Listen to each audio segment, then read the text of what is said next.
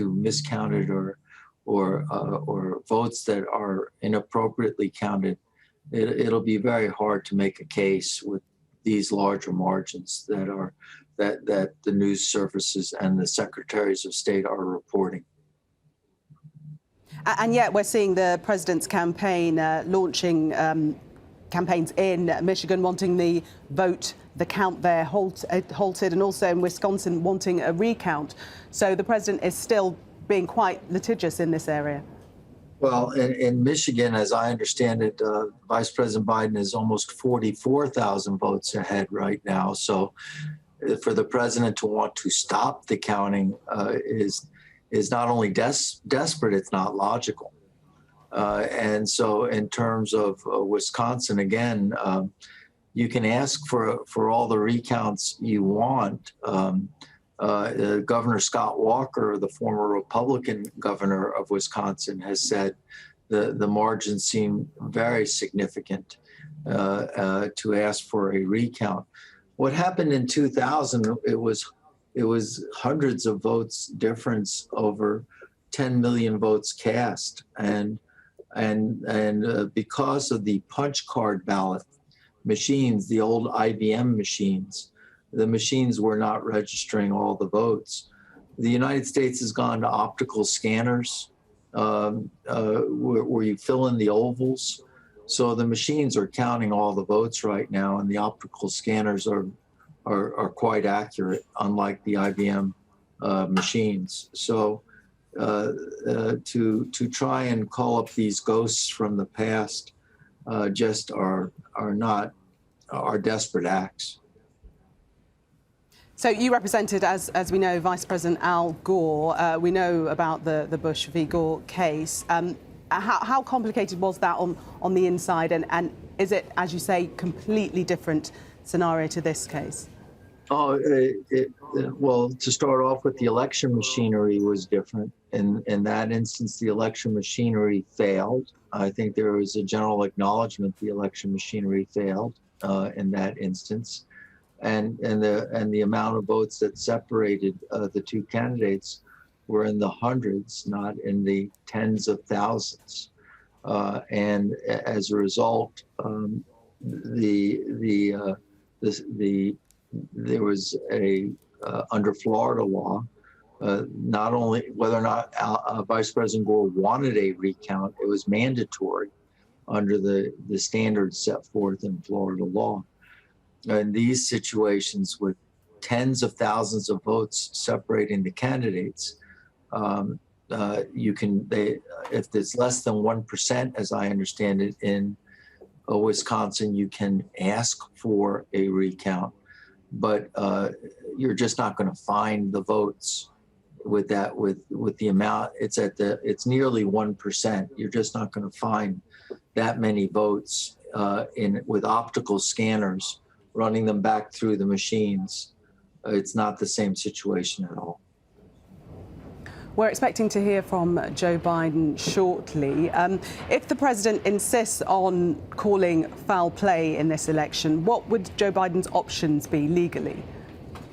I think it's up to the president to attempt to get somebody to say there was foul play, but clearly the president does not think there was foul play in Florida, where the same system exists, and for him to pick and choose where he thinks foul play might exist will look as inconsistent as it sounds, and will be as desperate as it is. Americans have been through close presidential elections since our founding. The Jefferson and Adams election, the Abraham Lincoln election, the Kennedy and Nixon election, the Harry Truman and Dewey election, and Bush and Gore, and now this one. But you know, we will figure it out. We'll sort it out. And as Winston Churchill said, we always do the right thing after trying everything else. But the president will make noise here, but there is not There is not a basis. This election is far. There's 3 million votes separating them in the popular vote, and there are tens of thousands of votes separating them in each of these states. This is not that close as American elections go. Okay, Michelle Berger, thank you very much for sharing your legal expertise with us.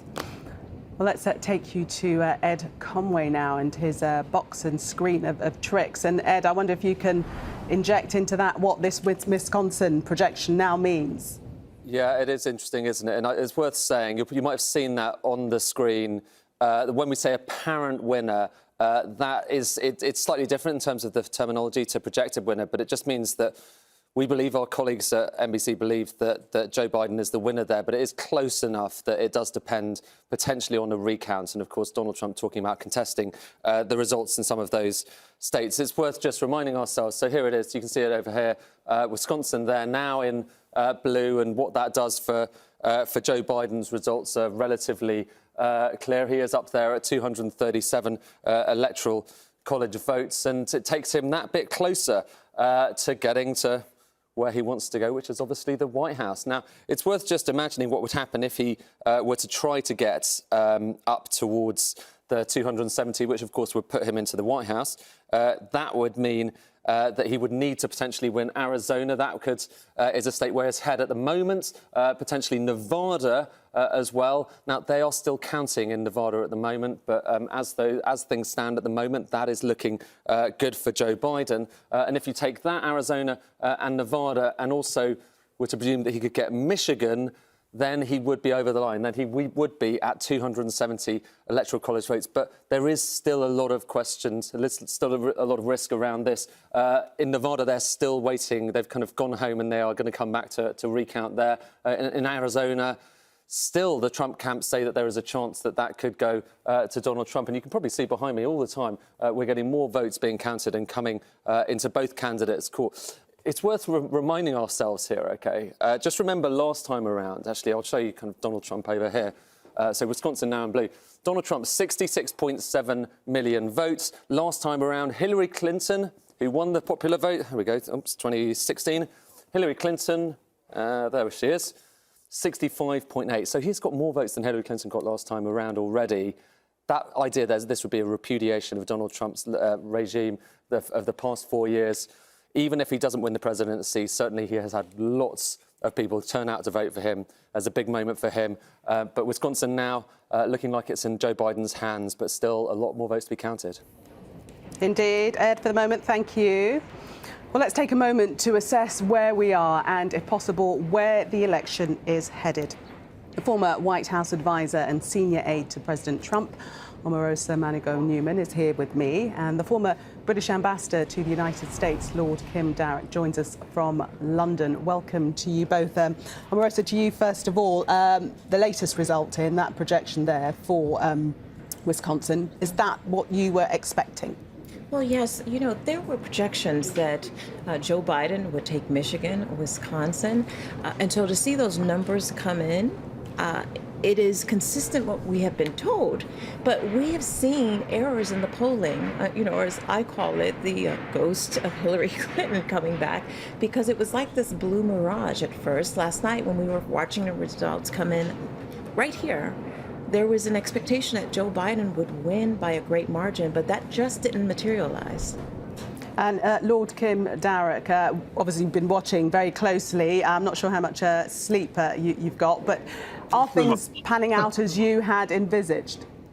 Well, what strikes me now is it's quite sensible to be cautious and to point out correctly, a lot of votes still to be counted, it could still go both ways. But what I notice is you've called Wisconsin for Biden, and he's ahead, as Ed Conway has just pointed out, in Arizona and Nevada and Michigan.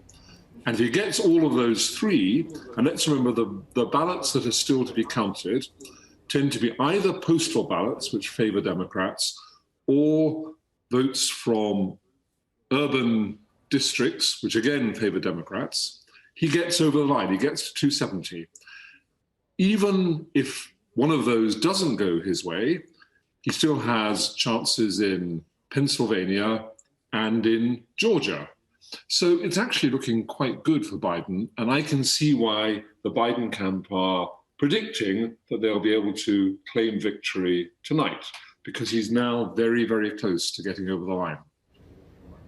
Yes, and Marissa, it does seem a lot clearer now, doesn't it? And as Lord Kim Darroch is saying, the Biden campaign have put out tweets saying that they are confident that they'll be able to say that Joe Biden is the president by the end of the day. But it's also his posture. He is acting presidential. I saw that his camp put out a statement that the candidate will be addressing the nation.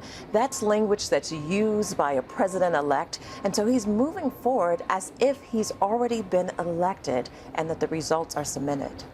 Let's talk about what President Trump might be thinking and his next move, because he has been quite litigious in calling for counts to be stopped, for there to be recounts. Is that the route that he is going to pursue ad infinitum, Lord Kim Darroch? Yeah, I think he's bound to go to the courts, and he's bound to demand recounts. But as your previous interviewee said, recounts, especially in the American system, almost never produce a change in the result.